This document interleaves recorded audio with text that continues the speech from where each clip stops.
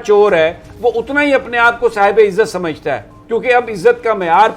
पैसा रह गया। तो उन्होंने भी ये कहा, शहबाज शरीफ भी आए तो सबसे पहले FIA को और नैब को बुला लिया। अब ये नूर आलम जो हैं, इनको पब्लिक अकाउंट्स कमेटी का चेयर, हालांकि ये बेसिकली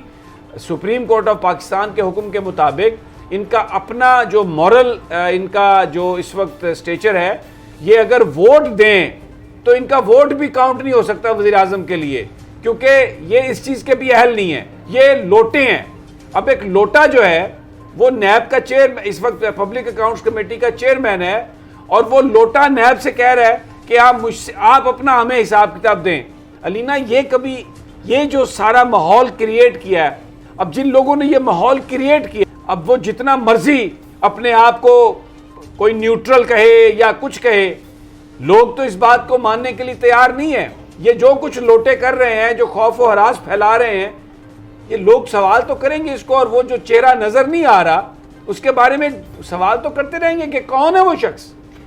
समी साहब देखें, ये जो सारा सेटअप बना है, चीज़ें तो हैं, कोई ना कोई रीज़न है जिसकी वजह से ये सेटअप बना है। लेकिन एक चीज़ तो साबित होती है कि जब इमरान खान साहब ने इनके बारे में बात की कि ये सारे लोटे हैं, और जिस तरीके से आपको याद होगा कि पिछले दिनों अफ्तारी थी, मैं रमज़ान के दरमियान इन्होंने किसी बुजुर्ग को मारा था कि उन्होंने कोई बात की थी, और जिस तरह पुलिस वाला इसके आगे झुका हुआ था, तो फिर इसी तरह का सिस्टम होगा और इसी तरह के लोग होंगे। और देखें, ये जो पब्लिक अकाउंट कमेटी की जो चेयरमैन बने हैं, आखिर इससे एक चीज़ और भी साबित हो गई कि PTI करती थी एहतसाब। वो कहती थी अगर आपके कोई इशूज़ हैं तो आप जाएँ इदारों के पास, आपकी इन्वेस्टिगेशन होगी, आप क्लियर होंगे और आप सामने आएंगे। आपके एसेट बियॉन्ड मीन के इश्यूज हैं तो आप बुला रहे हैं ना। इससे ये चीज़ भी साबित हो गई कि PTI अपनी जगह पे बिल्कुल दुरुस्त थी कि जब वो कहती थी कि नूर आलम खान साहब का ये इशू है कि भाई आप अपने दिखाएं ना एसेट्स, क्यों नहीं दिखाते आप एसेट्स, और अगर आप आज नैब को बुला रहे हैं तो आप इसको इंडोर्स कर रहे हैं कि आपका ये इशू था। बिल्कुल। अच्छा, दूसरा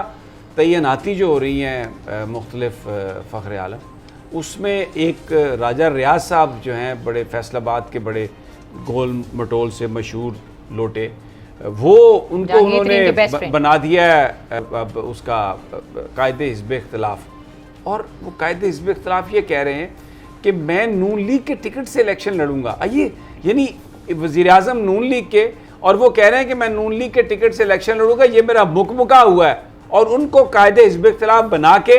तो नैब के चेयरमैन के तकर्रर की बात हो रही है, और इलेक्शन कमीशन के मेंबरान का तकर्रर हुआ। ये सारा काम मिल मिला के, मुझे ज़रा पहले वो सुन लें और फिर मैं आपसे ये कमेंट चाहूँगा कि क्या सुप्रीम कोर्ट ऑफ पाकिस्तान इस पर नज़र नहीं डालेगी कि ये जो कुछ हो रहा है ये इस कौम के साथ एक मजाक हो रहा है। आइए ज़रा जो लोटा आज़म फ्रॉम फैसलाबाद की ज़रा गुफ्तगू सुनिए। राय साहब, वाकई आपने अभी तक फैसला नहीं किया कि अगला इलेक्शन आपने कौन सी पार्टी के टिकट पे लड़ना? देखिए जी, PTI के टिकट पे तो हरगिज़ नहीं लड़ना, और ये काफ़ी हद तक मुमकिन है कि मुस्लिम लीग नून के टिकट पर मैं अपनी ज़ात तक कह सकता हूँ कि मुस्लिम लीग नून के टिकट पर मैं इलेक्शन, अगर उन्होंने मुझे टिकट दिया तो मुस्लिम लीग नून के टिकट से इलेक्शन लड़ूंगा। यानी इसके बाद भी कोई इस बात की गुंजाइश रह गई है यकीन करने में कि ये एक बारगेनिंग है, और जिस वक्त ये सब कुछ हुआ उस वक्त इनका ये ख्याल था, इनका ये अंदाज़ा था, जैसे नून लीग ये समझती थी कि नून लीग का टिकट इलेक्शन जीतने की ज़मानत है, और बड़े पॉपुलर हैं नवाज शरीफ, शायद होंगे भी सही, लेकिन अभी तो जिस गली में जाते हैं चोर चोर चोर, गद्दार गद्दार के नारे लगते हैं, इनको लोग जूतियाँ मारते हैं, ये अपना मुँह छुपाते फिर रहे हैं। लेकिन ये शख्स जो है, इसको इन्होंने बना दिया कायदे हिज़्ब इख्तिलाफ, और ये सारे मामलात मिल के तय कर रहे हैं। तो वो कहते हैं ना कि अगर चोरों से वही मिल जाए तो फिर उसके बाद क्या होगा। ज़रा फ़ख्र रहमान साहब, अब मैंने वो उस पेट का नाम इसलिए नहीं लिया कि कहीं वो भी खफा ना हो जाए कि यार मुझे क्यों इनकी वजह से आप जलील और बदनाम करते हैं। वो खफा हो जाएंगी अगर उसने, क्योंकि वो तो उनके खाने का बड़ा ख्याल करती हैं, बहुत ज़्यादा, कुत्ते कुत्तियों का खाने का बहुत ख्याल करती हैं। समी साहब, ये ना तो अपने नाम पे कोई इलेक्शन जो है ना उसमें ये खड़े हो सकते हैं, ना नून लीग के ना किसी और के। उसकी वजह ये है कि अब 63A के हवाले से जो सुप्रीम कोर्ट ने एक शॉर्ट ऑर्डर दिया था जिसमें ये वाज़े किया था कि जो मुनरिफ अरकान हैं उनका वोट शुमार नहीं होगा। अब सुप्रीम कोर्ट तफसीली फ़ैसला जो है आइंदा चंद दिनों में जारी करने जा रही है, और जिसके बाद जो इनकी लाइफ टाइम डिस्क्वालिफिकेशन जो है वो भी इनके ऊपर लागू हो सकती है, जब सुप्रीम कोर्ट ने वाज़े तौर पर कहा है कि अगर कोई मज़ीद लेजिस्लेशन ना की गई। बाकी ये जो आपने कहा ये तो एक ऐसा भोंडा मजाक है कि यानी कि ये हिज़्ब इख्तिलाफ हैं और ये इनकी नीयत है कि जी मैंने नून लीग के